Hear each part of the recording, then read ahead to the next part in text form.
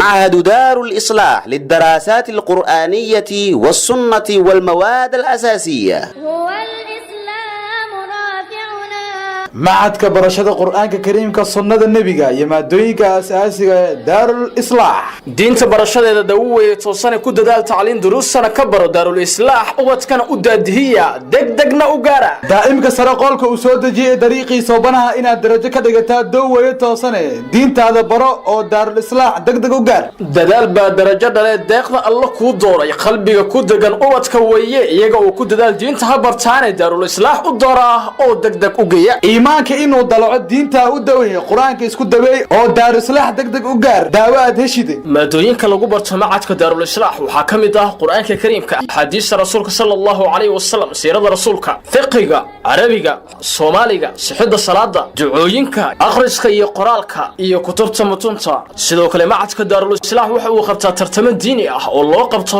ardayda macadka dugsiga waxa wax ka dhiga macallimiin aqoon wanaagsan u leh barbaarinta ubadka iyo waxbaridooda macadkana waxa ka qalin jabiyay dhowr dufcadood macadka waxa uu leeyahay qayb dad waaweyn ah kaasoo loo diyaariyay nidaamyo gaar ah oo wax lagu baro iyo qayb caruur ah oo loogu talagalay in caruurta lagu baro culumta diinta islaamka macadka daarul islaax sidoo kale waxa matan la xarun quraan saar ah taasoo lagaga quraan saari doono isha sixirka jinka naxdinta walwalka iyo walbahaarka xarunta quraan saarkana waxa diyaar kugu ah ustaad ciise sudaysi oo quraan saar badan ka soo sameeyay qaybo kamid ah gobolada dalkeena Soomaaliya macadka iyo xarunta quraan saarka waxay ku yeelaan degmada Daynile gaar ahaan inta u dhaxaysa xoolo khalkii hore oo dadweyne iyo masjidka Tawakal waxaana labada xarumoodba kugu soo dhaweynaya ustaad ciise sudaysi kala xiriir telefoon nambarada eber 65 12 91 12 ama eber 68 20 44 13